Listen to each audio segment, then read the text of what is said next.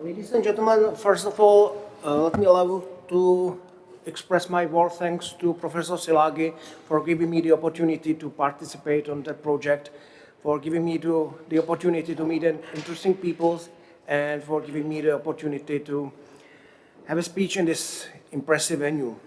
I think we all agree that it's indisputable that the new dimension, new possibilities of digital media has brought a new dimension of freedom of expression. The spread of informations in the cyberspace has brought such a change in a quantity that it has led to the change in a quality. And what is important that without any mental or physical effort, everyone can reach a large number of people and it can receive their immediate response. This is moreover completely or partly anonymous, and in contrast to the traditional media, which are highly elitist, it is highly plebeian. For the first time in the history, everyone has the same and equal right to address the rest of the society and thus to participate in the social life. Digital media represents highly democratic environment and then enhance human rights and civil liberties. The internet and digital media made it possible to share ideas and news and views of different people quickly and cheaply. Unfortunately, the situation in the cyberspace is not so idyllic as I described before. There are different dangers for e-democracy: fake news, hate speech, and a loss of social cohesion. The democratic world began scared of fake news and hate speech during the Donald Trump presidential campaign, and from that time, the phenomenon of fake news and hate speech is over-exaggerated and brings the fear from the digital media. Fake news, hate speech, and loss of social cohesion, they all come from the common source, because vast majority of citizens, and therefore the voters, use the social media as a primary source for their political informations, political news, and that's why the digital media shape our democratic dialogue. And what is unfortunate that today the people are bombarded with so many information that they are not able to distinguish what is true and what is false. That's why our society is sometimes called post-true or post-factual society. The naming is completely wrong, because true is still true and facts are still facts even today. And what is more important, there's nothing new about fake news. Fake news have already existed. In the year 1755, after the major earthquake in Lisbon, followed by a huge tsunami wave, the Catholic Church has spread the information that the effects of the earthquakes affected only non-believers. In 1836, there were seriously looking scientific articles that scientists tracked flying horses on the moon. Catholic Church in the mid of 18th century was very successful in spreading the fake news and has no digital media at all. We have visited moon some 130 years after, and we haven't seen any flying horses on the moon. So the fake news existed definitely before the digital era. So together with democratization, which is obvious, the digital media make it easier to spread hate speech, fake news, and the law faces that phenomenon helplessly. And this, Helplessness starts with the fact that we cannot define what fake news or hate speech really is. It's really difficult to distinguish between fake news and alternative point of view. So it comes to the question whether or not we shall eliminate hate speech on fake news or not. The demand for the fake news is a natural byproduct of a faster news cycle and a greater demand for the short-form content. People are now likely to trust personally communicated informations. They are not believing traditional gatekeepers, which are less effective and more silent. That means that the fake news is a symptom of a deeper structural crisis of the traditional media, and people are definitely more likely to believe what is promoted and shared by others in the circles. When the crowd starts to run, everybody runs as well. That helped us some thousand years before to survive the attacks of predators. But today, it makes us more vulnerable. The public trust in the traditional media is very low. And from that reason, people are more and more likely to be open to the social media, where it's extremely difficult to distinguish between fake news and the truth, between the facts and the fake news. Social media, digital media are breeding ground for the fake news and hate speech. The question is, again, shall we eliminate it or not? As Professor Denerovic said, our concept of freedom of expression is based on the idea that everyone has the right to publish what he wants or she wants, and the ban would destroy democracy and would destroy democratic dialogue.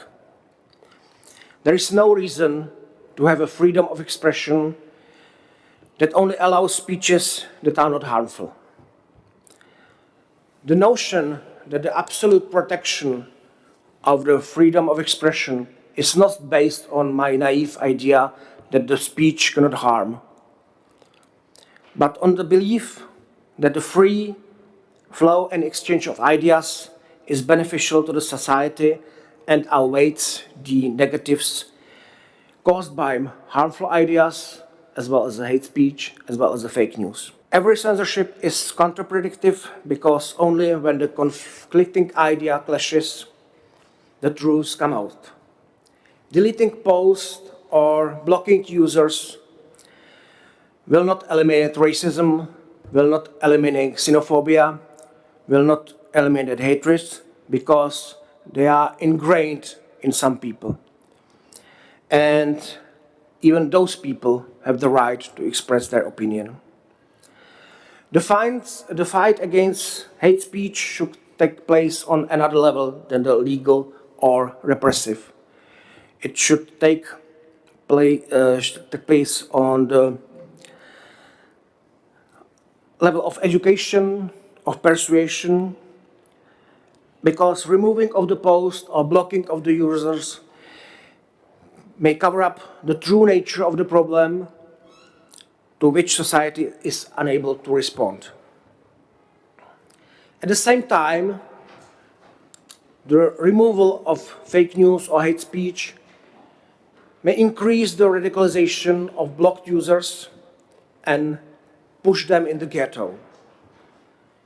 And moreover, the restriction on the freedom of expression leads to the distortion of democracy, which should resolve the conflicts not by force, but by debate and persuasion.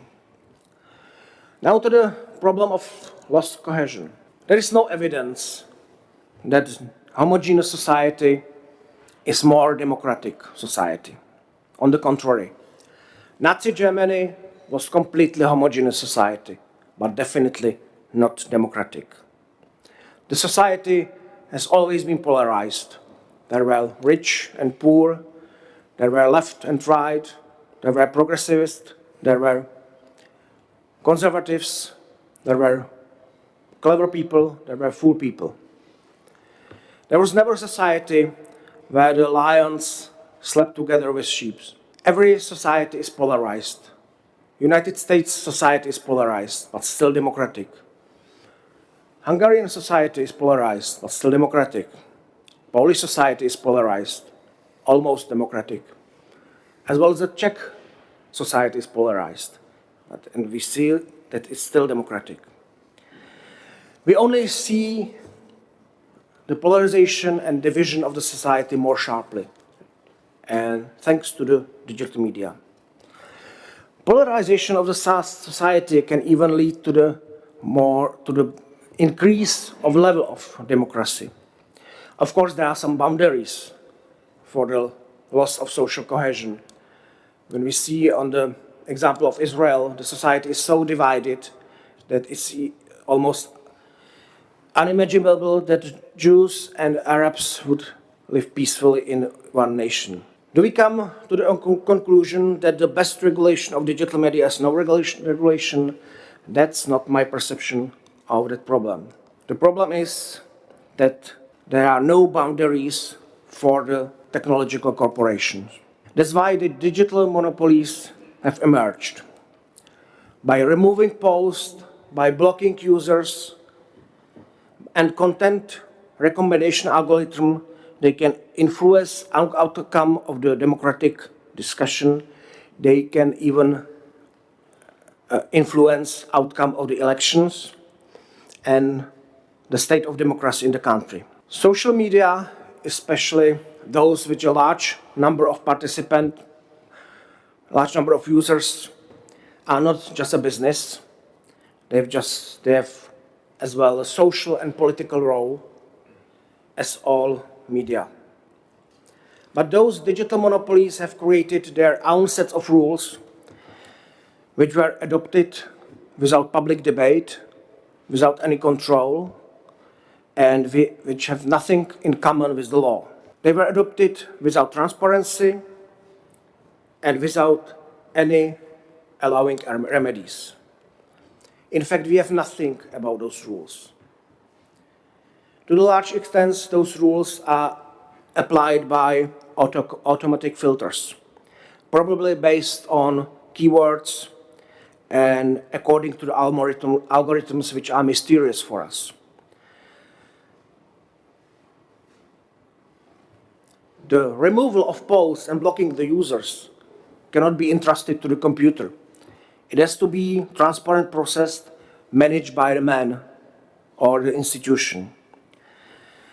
An operator of the online platform cannot take the role of the court, and its decision to remove the content must be judged by the independent body. It must be possible to remove the post or block the users only where the content is illegal, and the illegality must be judged and declared by the court. The media monopolies have now absolute and uncontrollable power, and therefore easily abusable power. Digital monopolies are above the law, and individual countries are too weak to fight them. Even the only world superpower, United States, is too weak to fight them. The problem is that cyberspace has no boundaries, have no borders, but national jurisdiction have borders. From that reason, I think that the only possibility is that the action has to be taken on the level of European Union. And European Union has now the unique opportunity, which is now lying on the ground, and could bring to the order some monopolies and stop the undemocratic environment at the digital media network. There is no control over the digital media. While the world is digital, our legislation is still analog. We regulate political conflicts, political debate on radio, on televisions, but we do not regulate that on digital media, which are increasingly important, but from the legal point of view, they are sidelined now. For 20 years, the internet has evolved almost without any rules, and as said my some previous speaker, it has become really, truly digital Wild West. But the freedom of expression in the cyberspace has to be granted for everybody, not only for the powerful information services provider. The practices has to be transparent and they have to be accountable for their action. The digital monopolies have become the ruler of the digital market with the norm-setting power of an absolute monarch. They have created rules which are unfair to all users, to all of us. So there are necessary steps to be taken to regulate them if we don't want to become mere obedient taxpayer of the digital companies. Because those digital companies, sooner or later, they will follow their political preferences. That's everything from me. Thank you very much for your attention.